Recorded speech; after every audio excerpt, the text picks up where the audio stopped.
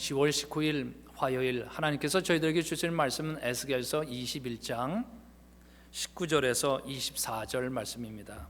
제가 봉독합니다. 너 사람아, 바빌로니아 왕이 칼을 가지고 올 수 있는 두 길을 그려라. 그 두 길은 같은 나라에서 시작되도록 그려라. 길이 나뉘는 곳에는 안내판을 세워라. 칼이 암몬 자손의 라빠로 갈 수 있는 길과 유다의 견고한 성읍인 예루살렘으로 갈 수 있는 길을 그려라. 바빌로니아 왕이 그 두 길이 시작되는 갈림길에 이르러서는 어느 길로 가야 할지 알아보려고 점을 칠 것이다. 화살들을 흔들거나 드라빔 우상에게 묻거나 희생제물의 간을 살펴보고 점을 칠 것이다. 점괘는 오른쪽에 있는 예루살렘으로 가서 성벽을 허무는 쇠망치를 설치하고 입을 열어 죽이라는 명령을 내리며 전투의 함성을 드높이고 성문마다 성벽을 허무는 쇠망치를 설치하고 흙 언덕을 쌓고 높은 사다리를 세우라고 나올 것이다.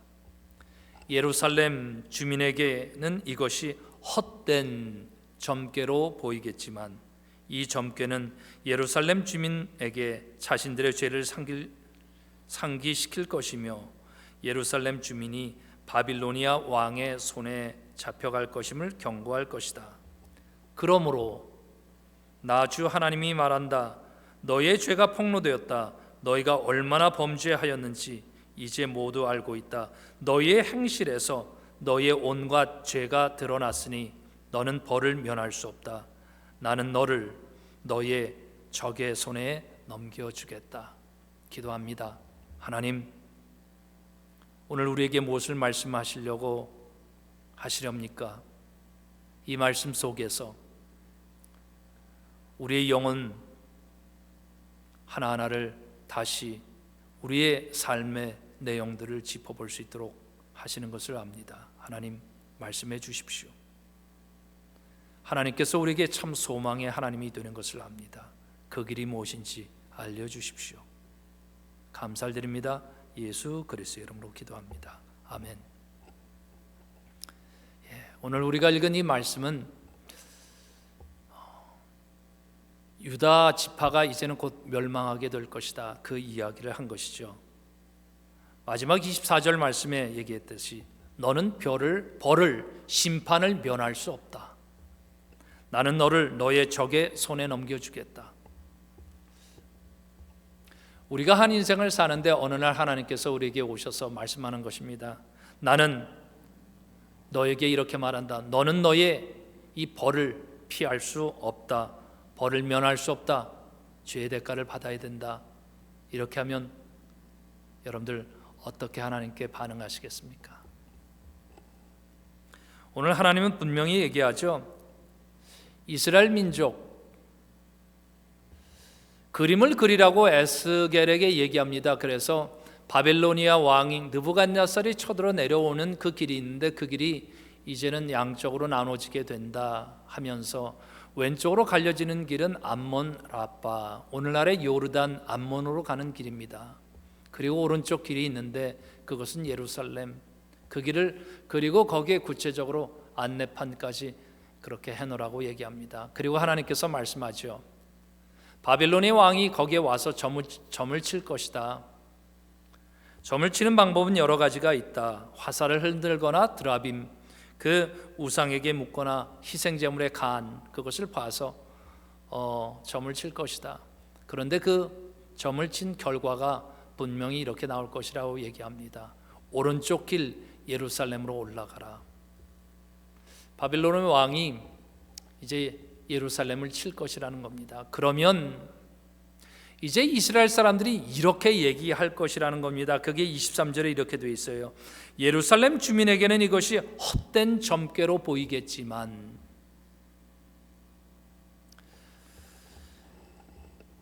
하나님은 희망의 하나님이십니다. 미래의 하나님이시죠. 그래서 과거에 어떤 삶이 있던 시간에 미래의 하나님, 미래로 나가야 한다고 얘기합니다. 그런 소망의 하나님인 것은 분명하죠. 그런데 하나님께서는 이 소망과 희망, 미래를 말씀하실 때 반드시 거쳐야 될 것이 있다 하는 것이죠. 그것이 죄의 실상을 너희가 알았으면 좋겠다는 겁니다. 에스겔서에 끊임없이 얘기해요. 저는 정말 에스겔서를 읽으면서 더구나 8장에 나와 있는 부분이 참 제 삶을 다시 들여다보는 그런 시간이 됐어요. 에스겔을 이제는 예루살렘으로 데려와서 그 성전에 데리고 와서 어떤 이 벽으로 숨겨져 있는 곳이 있는데 그 성벽을 뚫어서 한번 그 안을 쳐다보라 그랬습니다.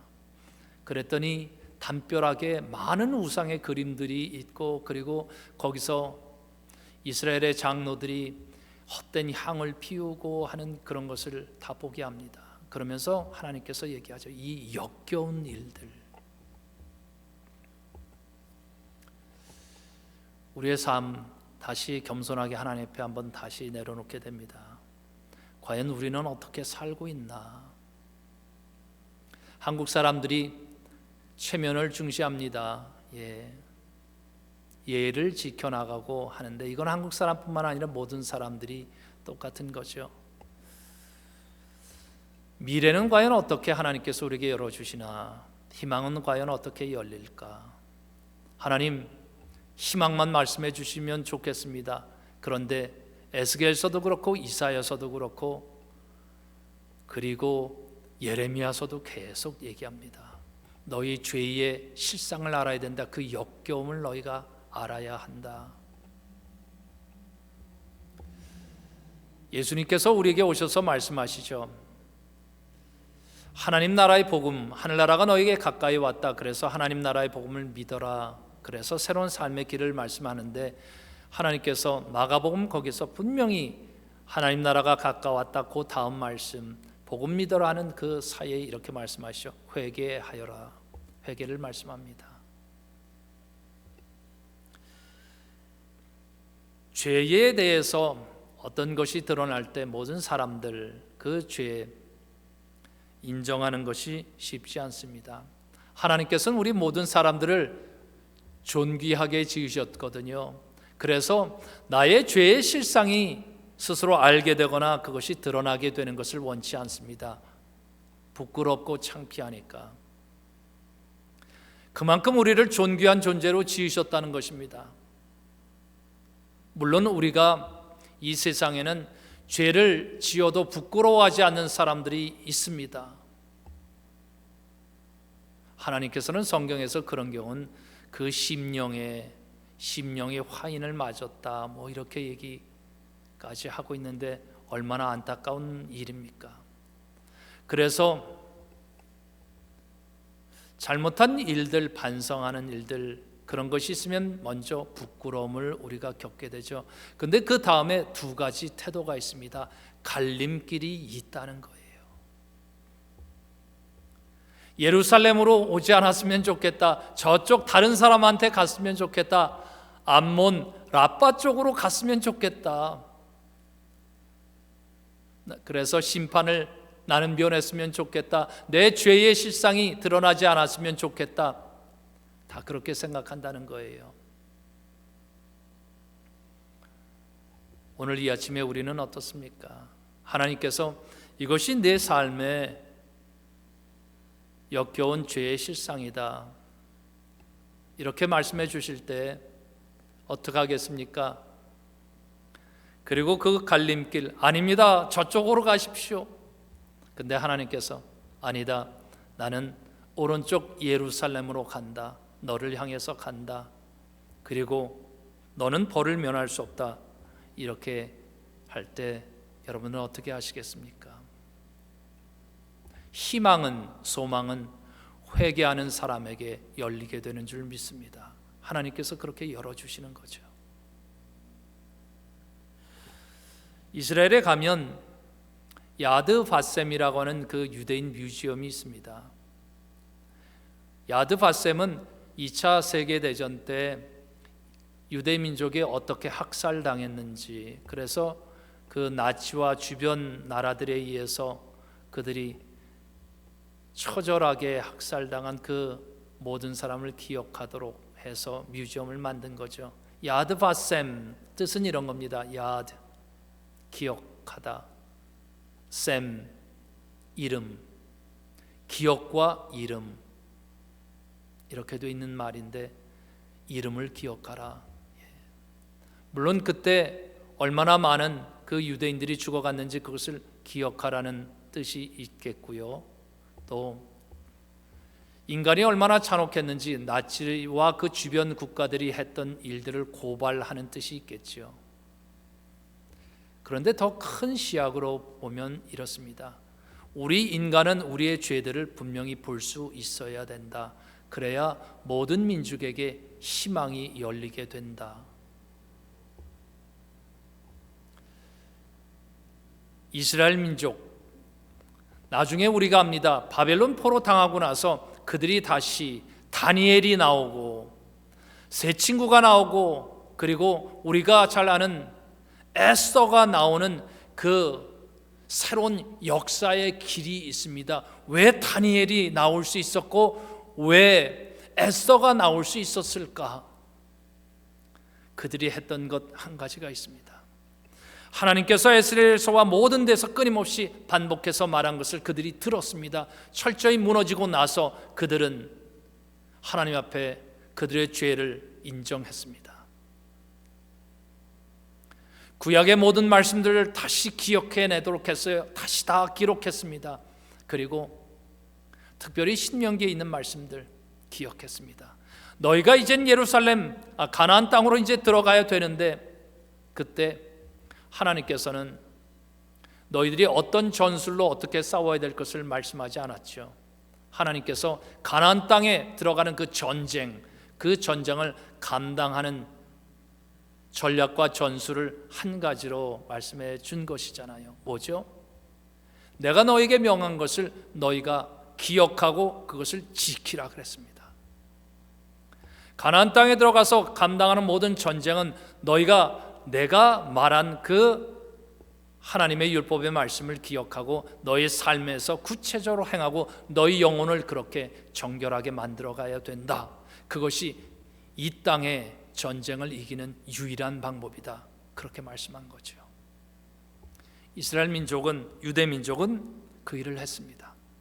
그리고 그들은 인류 역사에서 멸절당하지 않고 끊임없이 유대인으로서의 그들을 지켜올 수 있었던 것 같아요.